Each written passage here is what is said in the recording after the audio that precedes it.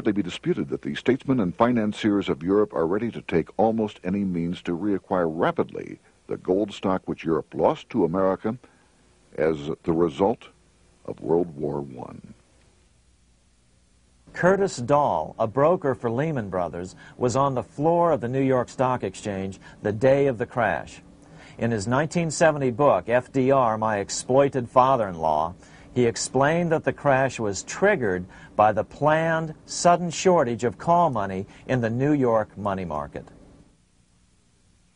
Actually, it was the calculated shearing of the public by the world money powers triggered by the planned sudden shortage of call money in the New York money market.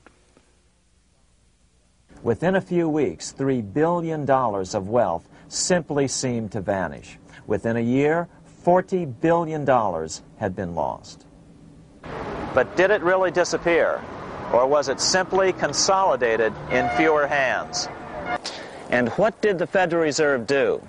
Instead of moving to help the economy out by quickly lowering interest rates to stimulate the economy, the Fed continued to brutally contract the money supply further, deepening the Depression. Between 1929 and 1933, the Fed reduced the money supply by an additional 33%. Although most Americans have never heard that the Fed was the cause of the Depression, this is well known among top economists. Milton Friedman, the Nobel Prize-winning economist now of Stanford University, said the same thing in a National Public Radio interview in January of 1996.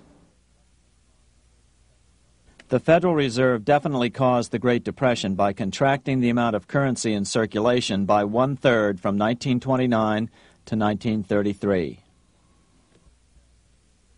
But the money lost by most Americans during the Depression didn't just vanish. It was just redistributed into the hands of those who had gotten out just before the crash and had purchased gold, which is always a safe place to put your money just before a depression.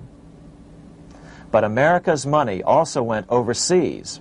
Incredibly, as President Hoover was heroically trying to rescue banks and prop up businesses, with millions of Americans starving as the Great Depression deepened, millions of dollars were being spent rebuilding Germany from damage sustained during World War I. 8 years before Hitler would invade Poland, Representative Louis McFadden, chairman of the House Banking and Currency Committee, warned Congress that Americans were paying for Hitler's rise to power. After World War I, Germany fell into the hands of the German international bankers. Those bankers bought her, and they now own her lock, stock, and barrel.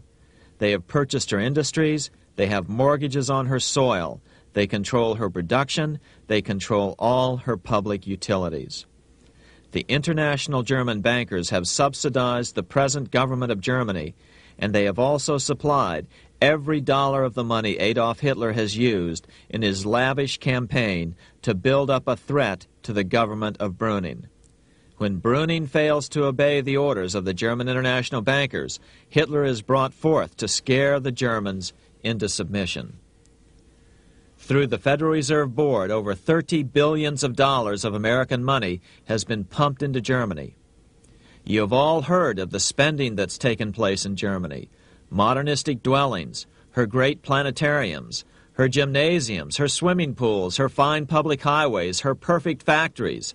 All this was done on our money. All this was given to Germany through the Federal Reserve Board. The Federal Reserve Board has pumped so many billions of dollars into Germany that they dare not name the total. Franklin D. Roosevelt was swept into office during the 1932 presidential election.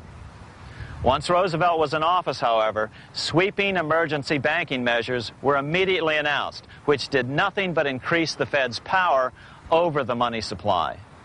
Then, and only then, did the Fed finally begin to loosen the purse strings and feed new money out to the starving American people.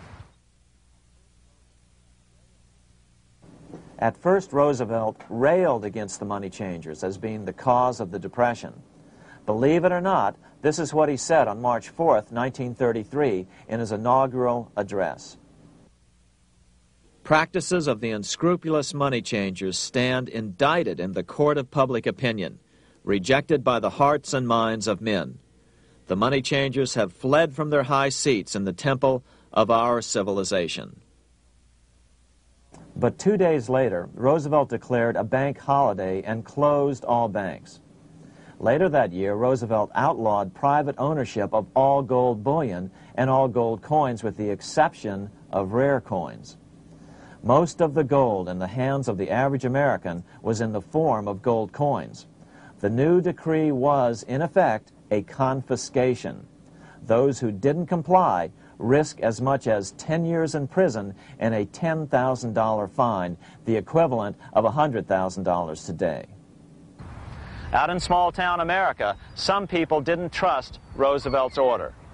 Many were torn between keeping their hard-earned wealth or obeying the government.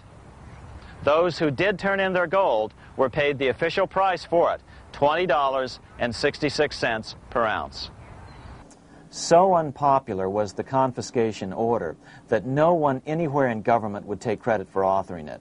No congressman claimed it. At the signing ceremony, President Roosevelt made it clear to all present that he was not the author of it and publicly stated that he had not ever read it. Even his Secretary of the Treasury said he'd never read it either, saying it was, quote, what the experts wanted.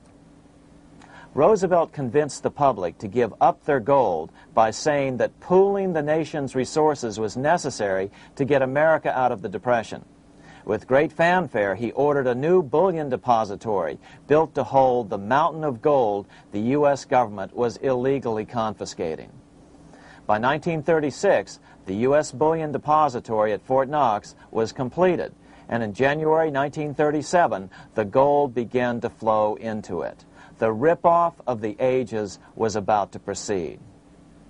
In 1935, once the gold had all been turned in, the official price of gold was suddenly raised to $35 per ounce.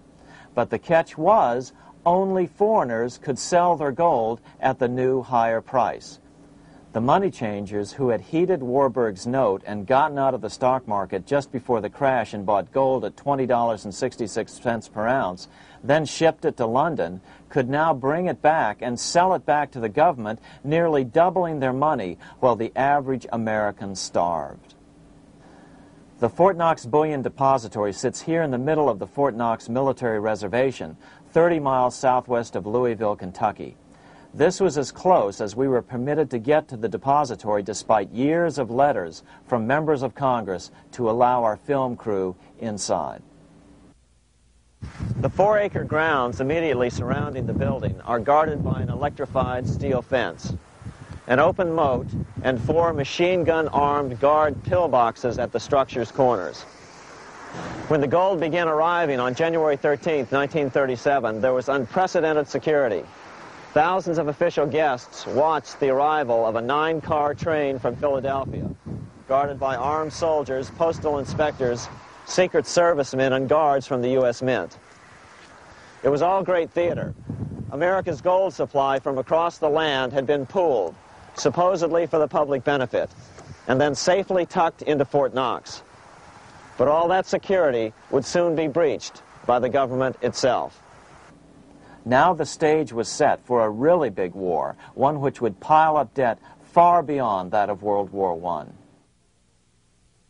For example, in 1944 alone, the U.S. national income was only $183 billion, yet $103 billion was spent on the war.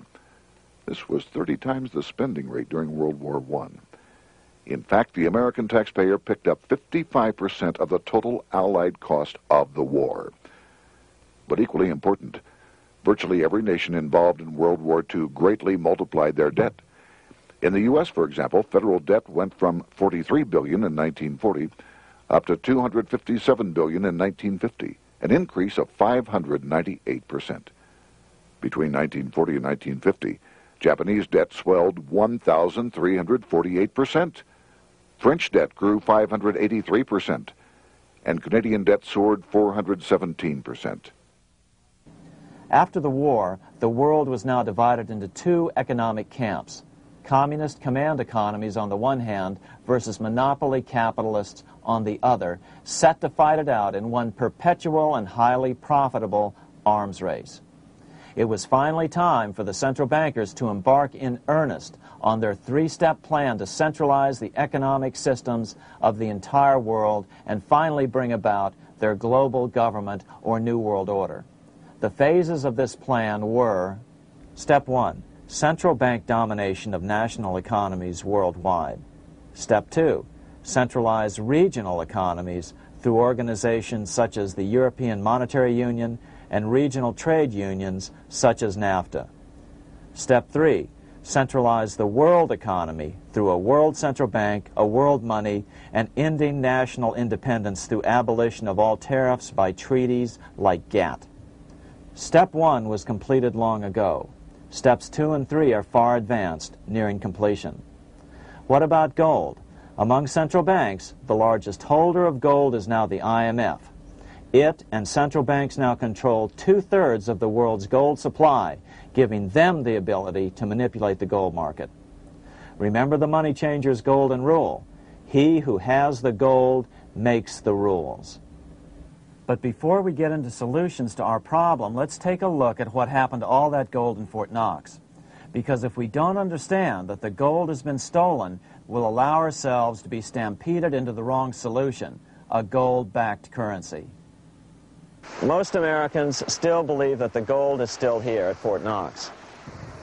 At the end of World War II, Fort Knox contained over 700 million ounces of gold, an incredible 70% of all the gold in the world.